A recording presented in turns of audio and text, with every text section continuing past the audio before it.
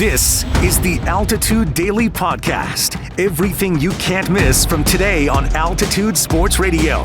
Mosher, Lombardi, and Kane. And again, I'm not saying they're undeserving. I really am not. I think Shedeur has meant a lot to that program. Obviously, Travis, we don't even have to open our mouths. Travis deserves it. But if you look at the history of the program, how long before those other numbers were retired? What do they have to do to get to that level? Look at all of the players. I mean, my God, Cordell Stewart took a team that lost one game that was arguably the best team that did not win a national championship. I don't think his number is anywhere near being retired. I mean, come on, man. I mean, what are we doing? Alfred Williams. What are we doing? Alfred Williams is one of the best. I could list 15 players. He won the butt kiss. I mean, Alfred won the butt kiss. He's in the College Football Hall of Fame. Obviously, terrific NFL career. I don't know. It's a smack in the face of history. It's just saying that we exist in the now, and what happened in the past doesn't matter. That's exactly. If I'm a former player, if I'm any of those players that you were, and by the way, they're the ones who are angry. All right, for all you I CU think they honks, deserve to be. CU honks are gonna just. I don't have the text line, so you take a look. Is your text line full of CU honks right now? I think most of them are in agreement with you. Okay, so the CU honks are going to come at us. But I want you CU honks to understand something. It's not us you should be mad at. I believe these guys should have their numbers retire. It's not now, but eventually. It's the guys who came before. It's those guys who busted their tail to build that program. The guys who won a national title there. How about that team? How about the players on that team? How about the quarterback of that team who won a national title? How about some of those players who are looking at this going, are you kidding me? I think you said something earlier, Vic, that is true. And this has been sort of maybe in some ways it was necessary, but it feels like the new group thinks that they started the sport. The Altitude Daily, the morning sprint. Coach Prime and CU just do things their way. Is that a surprise? Are we surprised that something is done different than maybe how the rest of the world in college football or at any level of sport does it? Call it. Like, I think using the word different is a little light there. This is personal. This is not different. This is personal. Why is it personal? Because it's his son. Oh, so you're calling him a nepotistic You ain't making jerk. Yeah, I've done it twice so you already. Can't break me. I've done it twice already.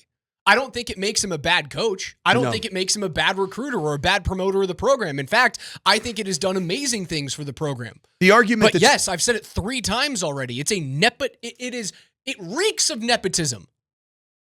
I'm okay with it. But I also understand why former Buffs are pissed off. I don't think they have a leg to stand on when it comes to Travis Hunter. But Shedeur, you guys can scream from the mountaintops if you want. Yeah, this is a very, very hot topic in Buff circles. And I think there is a bit of a silent majority in CU land that's not comfortable with this.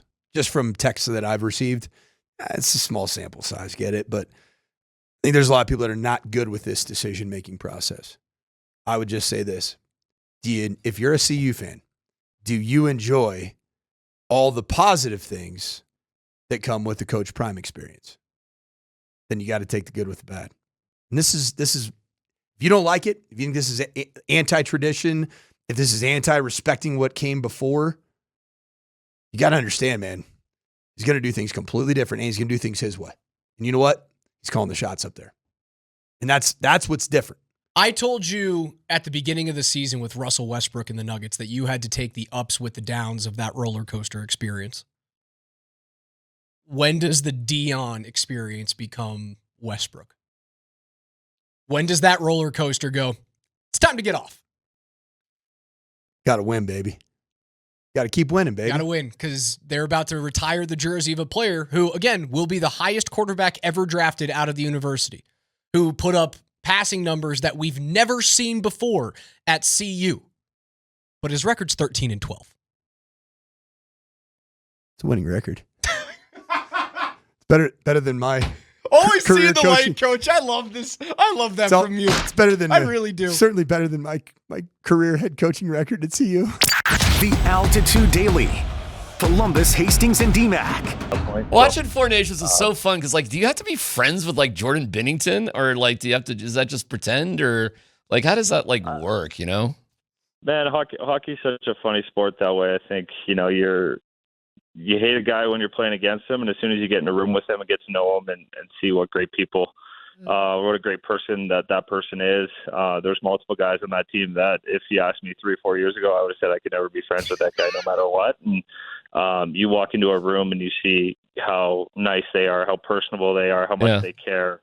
And then you kind of piece together, right? That they're just emotional. We're all emotional people, and things happen. And there's no ill will there. I love Benner. He was great. He was awesome. Fun to play in front of. So that breaks our heart. We don't want to hear that. We don't want to hear that. You like Jordan Binnington. Playoffs, absolutely. Would love to beat him in the playoffs if we get the opportunity. But I see him on the street. I'm giving him a hug every time.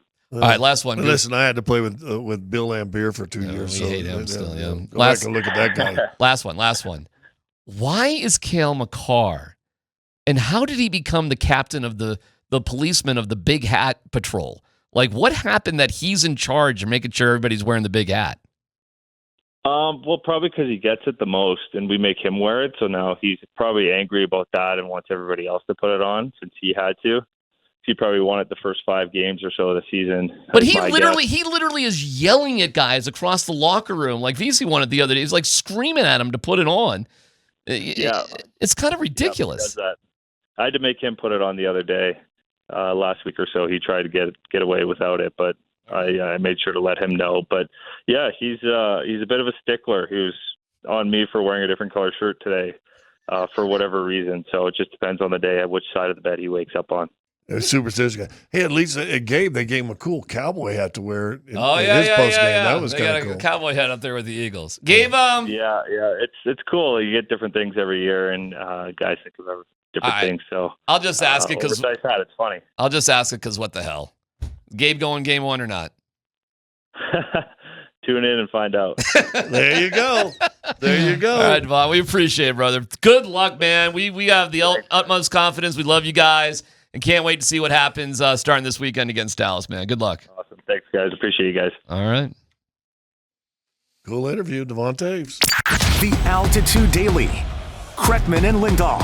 Christian, just a typical quiet week at work, I'm sure, for you guys. How has the last week been, and what was it like to go through the coaching change with 3 games left in the season? I mean, it's different. It's my first, obviously, coaching change I've had to navigate, or we've had to navigate since I've been in the league. It's not something that you want to go through, but it is something that does happen. I think we've done a good job of, refocusing, making sure that we're locked in on, the right things we need to be locked into. Right now it's obviously a key moment in the year. It was time for us. We needed 3 wins in a row, and we got them. So now we're refocused and we're making sure we're focused on the Clippers. But it was a different change. It's not something you want to go through, but I think we did a really good job up to this point of navigating it. Yeah, you certainly have, and you guys go 3-0 under David Adelman. When you look back on the last week and those games, the Kings game, the Grizzlies game, and then the Houston game on Sunday, how did you guys play differently? What has been different with David Adelman running the show? I mean, I think we've been focused. I think we've been locked in. I think defensively, our communication has been really, really good. And a lot of those things are just on the players, hasn't been much of a change coaching staff-wise. Just the guys have really locked in on what we needed to do. And I think that those last 3 games were really important, regardless who was at the head coach position for us. And we knew we needed 3 wins. We did a really good job of going out there and communicating and coming together, playing together, just playing, Nuggets basketball that we're used to playing. You've been listening to The Altitude Daily. Catch us live weekdays on 92.5 FM, the Altitude Sports Radio app, twitch.tv/AltitudeSR, youtube.com @Altitude Sports Radio, and your favorite smart speaker. Say Altitude Sports Radio.